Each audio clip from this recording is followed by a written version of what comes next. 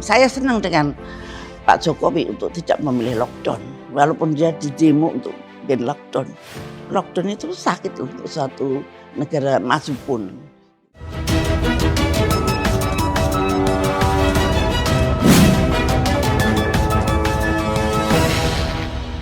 Kondisi COVID pandemik di Jakarta sudah makin terkendali.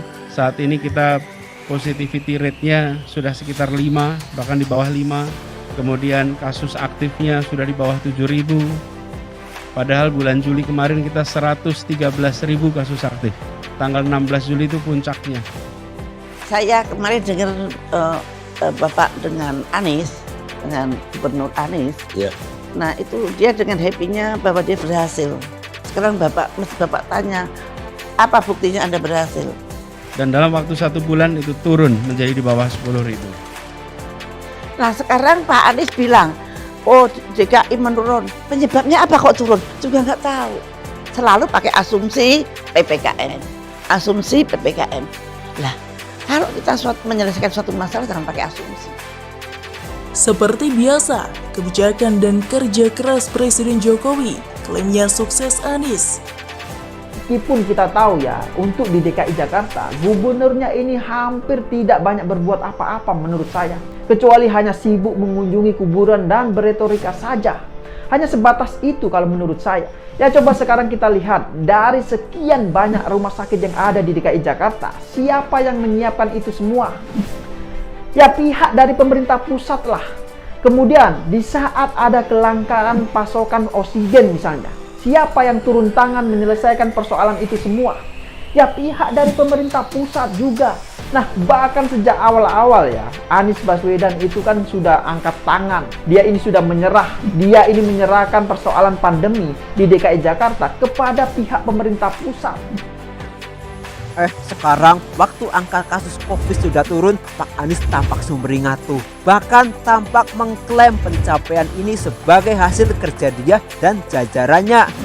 Kan Pak Anies bilang selalu pakai asumsi PPKM. Lah kalau kita menyelesaikan suatu masalah jangan pakai asumsi. Kita harus meneliti dengan betul data-data apa yang sudah kita punyai dari tahun 2020 sampai sekarang. Kenapa justru outbreak itu muncul ketika kita vaksinasi mencapai 13 juta. Bravo buat Presiden Jokowi dan juga Anies yang selalu paling depan dalam hal klaim kesuksesan. Ya tapi memang kalau soal klaim-mengklaim ini ya, Anies Baswedan ini adalah juaranya. Dia ini selalu gercep kalau soal pencitraan menurut saya. Tapi giliran ada masalah, dia juga yang berusaha paling cepat untuk sembunyi dari semua pemberitaan.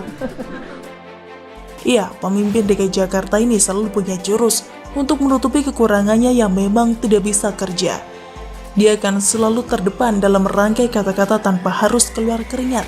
Bahkan untuk sekedar membuat kebijakan selama menangani pandemi ini pun, dia tidak punya kemampuan.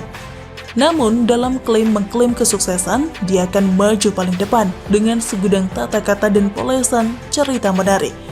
Seperti dikutip dari mediaindonesia.com, Gubernur DKI Jakarta ini mengklaim kasus COVID-19 di Jakarta saat ini sudah terkendali. Adapun tingkat penularannya sudah turun menjadi 4%. Berdasarkan data yang saya terima, positivity rate atau tingkat penularan kasus COVID-19 di Jakarta sudah pada posisi 4%. Atau di bawah batas ambang kategori aman menurut WHO di posisi 5%, lanjut Anies di DKI Jakarta. Minggu 5 September 2021. Jangan lupa untuk subscribe dan nyalakan lonceng notifikasinya.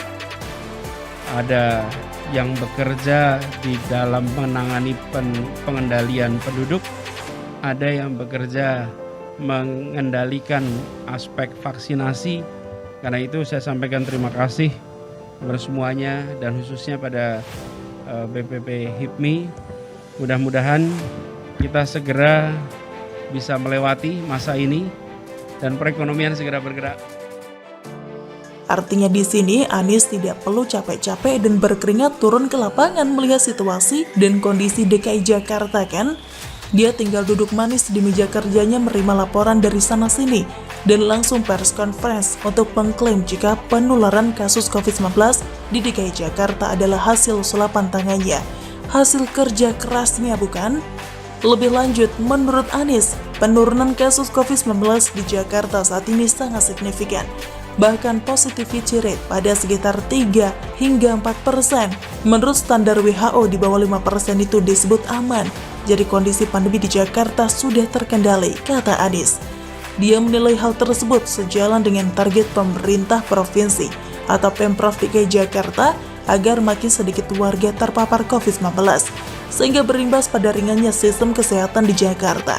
Anies juga menyebut indikator situasi pandemi COVID-19 di Jakarta adalah kasus aktif COVID-19 yang saat ini juga turun signifikan dari sekitar 113.000 kasus pada Juli, turun menjadi sekitar 6.000 kasus aktif pada saat ini. Artinya dalam sebulan lebih, seluruh warga bekerja bersama menjaga protokol kesehatan dan menyaksikan penurunan yang sangat signifikan, ujarnya. Di sini menurut Anies jelas bahwa penurunan positif rate-nya hingga 3-4% sesuai dengan kebijakan Pemprov DKI sendiri, bukan karena kebijakan Presiden Jokowi yang sukses menerapkan PPKM hingga PPKM berlevel, bukan? Sungguh untayan kata-kata manis Anies bikin pendukungnya akan bertepuk tangan, bahkan jingkrak-jingkrak dan mengeluh-elukan nama Anies. Padahal dalam penerapan PPKM ini, Presiden Jokowi dan para menterinya harus menerima cacian, makian, hujatan, penolakan dari masyarakat, hingga politikus buzuk cari panggung dari kebijakan ini, seraya menjelek-jelekan PPKM dan lebih memilih lockdown. Namun, hal yang perlu Anies ketahui, tapi Anies apakah mau tahu atau peduli? Oh tidak, dia tentunya tidak mau tahu dengan hal itu. Yang dia mau adalah bahwa keberhasilan kebijakan Presiden Jokowi itu adalah keberhasilan Anies. Tapi faktanya, mari kita simak apa yang dikatakan oleh mantan Menteri Kesehatan Siti Fadila Supari yang menyinggung kinerja dua pemimpin dalam penanganan COVID-19. Siti memuji Presiden Jokowi bagus dan mempertanyakan apa bukti Anies berhasil. Seperti saya kutip dari hops.id, bahwa mantan Menteri Kesehatan di era SBY itu menyoroti klaim Gubernur DKI Jakarta soal angka kasus COVID-19 di DKI Jakarta yang belakangan menurun. Siti nggak puas dengan penjelasan Anies. Penurunan kasus COVID-19 di Jakarta itu dampak dari pembelakuan PPKM. Menurutnya, itu hanyalah asumsi Anies saja. Siti mengatakan untuk tahu angka kasus turun itu mestinya diteliti betul, jangan pakai asumsi. Nah sekarang Pak Anies bilang, oh DKI menurun, penyebabnya apa kok turun? Juga nggak tahu. Selalu pakai asumsi PPKM, asumsi PPKM. Lah, kalau kita menyelesaikan suatu masalah jangan pakai asumsi. Kita harus meneliti dengan betul. Data-data apa yang sudah kita punyai dari tahun 2020 sampai sekarang. Kenapa? Saya dengar kemarin Gubernur Anies, dia dengan happy-nya klaim berhasil. Sekarang Bapak, apa buktinya bahwa berhasil? Kan turun katanya. Apakah tracing Anda juga turun? Iya turun. Kalau turun ya pasti itunya kasus turun. Gak ada tracing, ya gak ada kasus, kata Siti dalam perbincangan di kanal YouTube Karni Ilyas Club. Saya kemarin dengar Bapak dengan Anies, dengan Gubernur Anies. Ya. Nah itu dia dengan happy-nya bahwa dia berhasil. Sekarang mesti Bapak tanya, apa buktinya Anda berhasil? Turun katanya. Apakah tracing Anda juga turun? Iya, tracingnya juga turun. Nah, kalau tracingnya turun, ya pasti itunya turun. Kalau nggak ada tracing, mungkin nggak ada pasien baru. Nah, di sisi lain Siti Fadila memuji langkah Presiden Jokowi yang putuskan tidak mengambil langkah lockdown. Menurutnya, kebijakan Presiden Jokowi tepat loh mengambil kebijakan pembatasan dengan skema PPKM atau PSBB. Lebih lanjut, Siti Fadila mengatakan orang nggak tahu saja kalau Indonesia di lockdown itu ada konsekuensi pemerintah tunduk pada kekuatan dan skenario global. Lockdown itu sakit loh untuk suatu negara maju sekalipun. Saya senang dengan Pak Jokowi tak pilih lockdown walaupun di demo. Orang yang demo nggak tahu lockdown itu artinya kita 100% tunduk dengan mereka, kata dia. Lockdown itu sakit loh di suatu negara maju pun. Saya senang dengan Pak Jokowi untuk tidak memilih lockdown, walaupun dia di demo untuk bikin lockdown. orang yang demo itu mungkin nggak tahu lockdown itu. Artinya kita 100% duduk dengan mereka. Mereka yang dimaksud Siti Fadilah adalah kekuatan global yang bisa mengendalikan ekonomi dan politik di masa pandemi ini. Siti menjelaskan, andai Indonesia lockdown, artinya Indonesia menyerah bertukuk lutut pada kekuatan tersebut. Jadinya Indonesia tidak kuasa untuk menolak skenario yang diinginkan mereka. Lockdown bukan hanya mencegah pergerakan orang, tapi juga begitu lockdown, perintah dari mereka akan bersambungan terus, katanya.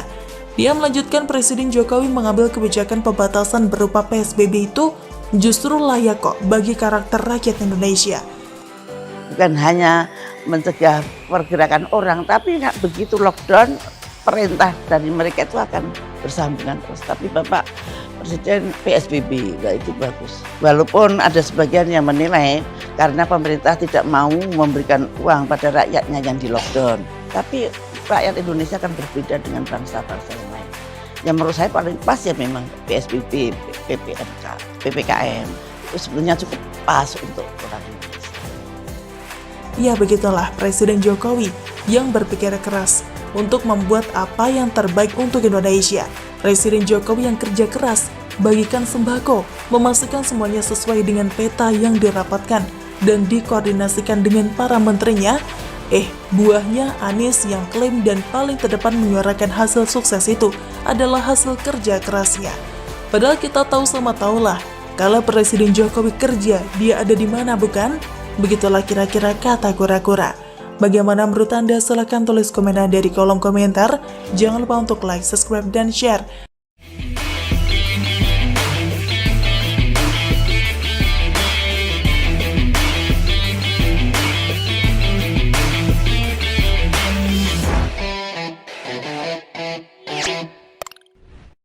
Jangan lupa untuk subscribe dan nyalakan lonceng notifikasinya.